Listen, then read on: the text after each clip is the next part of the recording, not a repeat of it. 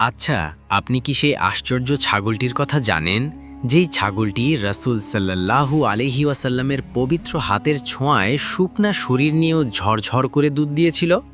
ঘটনাটা শুনলে গায়ের লোম দাঁড়িয়ে যায়।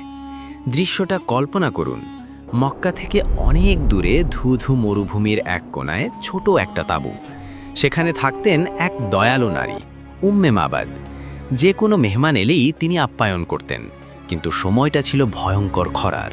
ঘরে এক দানা খাবার নেই, পানি নেই। উম্মে মাবাদ নিজেই ভীষণ অসহায়। ঠিক এমন এক ভর দুপুরে তার তাঁবুর সামনে এক কাফেলা এসে থামল।